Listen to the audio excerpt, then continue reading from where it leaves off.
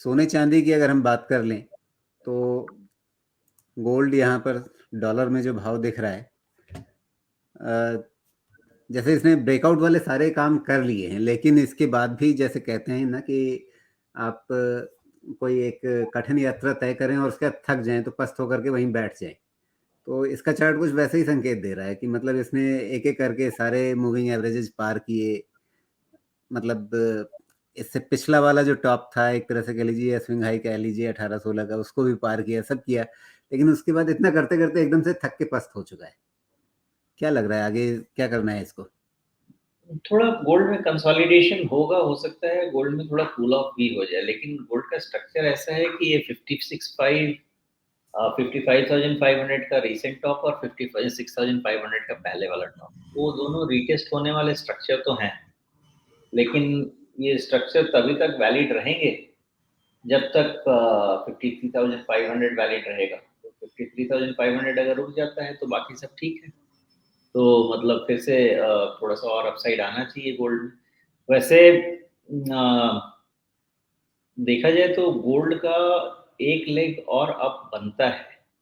जैसे निफ्टी का एक लेग अप बन रहा है, वैसे गोल्ड का भी एक लेग अप बनता है। तो हो सकता है कि गोल्ड 60,000 प्लस माइनस भी देखने को मिलेगा। लेकिन उसके लिए यही है कि अपने जो भी ट्रेड करते हैं ट्रेलिंग स्टॉप लॉस का सहारा लीजिएगा, और मे बी 20 डीए में आपका फर्स्ट इंडिकेशन होना चाहिए। वो छूटने के बाद फिर उसको लॉन्ग ट्रेड करने की कोशिश मत कीजिएगा। अदरवाइज ये स्ट्रक्चर में ओवर टाइम गोल्ड हो सकता है एक माइनर कूल ऑफ के बाद एक और पुल बैक, एक और पुल अप देगा। जी, इसने पहले जो टॉप बनाया था 56,000 के आसपास 2020 के अगस्त में, मतलब वो कह लें कि जो कोरोना से पैदा डर था, उस समय जो सेफ हेवन वाली बाइंग थी, और उसके बाद फिर एक अगला टॉप बना और फिर गिरावट आई। अभी लगभग उसी की ट्रेंड लाइन को छू रहा है। तो क्या मतलब ब्रेकआउट होगा या नहीं होगा? क्या आप जो 60,000 की बात कर रहे हैं वो इसी ब्रेकआउट के बाद संभव होगा? देखिए, इंटरेस्ट रेट अभी कंप्लीट पीक आउट तो नहीं हुआ है, अभी और बढ़ने के चांसेस हैं। तो जब तक इंटरेस्ट रेट बढ़ते रहेंगे आपको डेट मार्केट में ब्लीडिंग होती रहेगी। तो इसके लिए ऑल्टरनेट एसेट क्लासेस में एलोकेशन होता रहेगा, और इस कारण से आपको थोड़ा-सा गोल्ड में और पॉजिटिविटी मिल सकती है। लेकिन एक बार इंटरेस्ट रेट्स पीक हो गए तो मेरे हिसाब से ये भी पीक हो जाएगा। जी। लेकिन जब हम सोने के रुपए वाले चार्ट को देख रहे हैं, एमसीएक्स वाले चार्ट को देख रहे हैं, ये प्राइमरी चार्ट है नहीं असल में। प्राइमरी चार्ट तो जो डॉलर वाले भाव को हम देखेंगे वही है। तो इसके हिसाब से मतलब अगर रुपए में सोने के भाव को 60,000 तक जाना है तो उससे पहले डॉलर में सोने को कहीं न कहीं एक ब्रेकआउट लेना पड़ेगा। उसके लिए लेवल क्या रहेगा? देखिए, इसका ब्रेकआउट यहाँ से अभी बहुत क्लियर नहीं रहेगा, बिकॉज़ इसका जो स्ट्रक्चर है ना, ये ऑलरेडी स्ट्रक्चर है पॉजिटिव साइड का। सारे डीएमए के ऊपर ही है। तो इसको मान के यही चलना है कि ये ब्रेकआउट ऑलरेडी ले चुका है। अब यहाँ पे ये कंसोलिडेट कर रहा है, और इसके बाद एक लेग अप बनेगा, जो कि हम इन टर्म्स ऑफ डॉलर बात कर रहे हैं। अगर जी। ये जो हम डॉलर वाले गोल्ड की बात कर रहे हैं।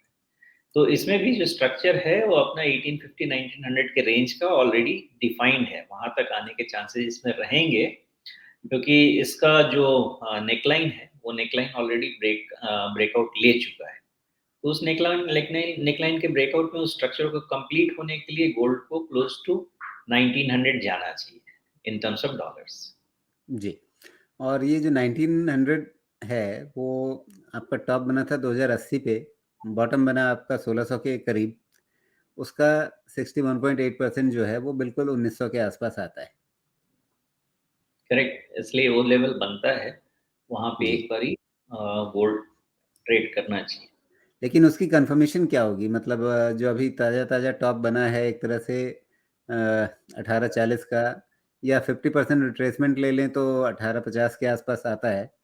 1850 के ऊपर जाए तब जाकर के शायद उसमें $50 और बढ़ जाएगा।